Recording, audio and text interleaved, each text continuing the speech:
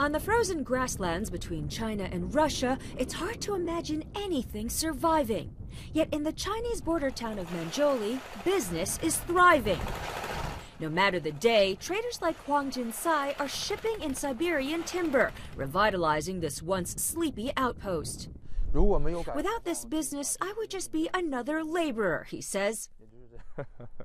Business between Beijing and Moscow hasn't always been this good. Only 4 decades ago, the two nations clashed along this border, once a heavily fortified barricade during the Cold War.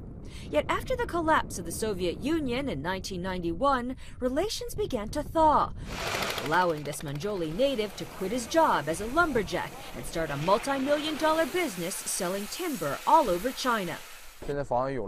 I have a house and a car now, he says, and the standard of living has improved. $10 billion worth of timber and other goods pass through Mongolia every year. This border town is now one of China's busiest land ports. The communities in this town of 300,000 have started to mix, their fortunes closely tied, as the two neighbors grow friendlier, building on over $55 billion of annual trade. The Chinese are working to court the Russians with attractions ranging from the familiar to the bizarre. Many tourists do come here mainly to shop for Chinese-made goods. If the Russians don't come, then we can't do business anymore, he says.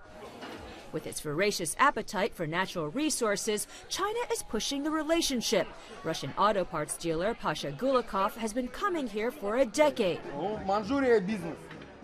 Manchuria business. He negotiates deals with little concern of the nation's past hostilities. Mongolia feels like home, he says. I have many friends here.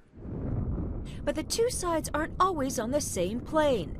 Behind me is Mongolia's sister town in Russia. As you can see, there's not a lot of activity going on. The people on this side of the border complain that the Russians aren't doing enough to develop their side.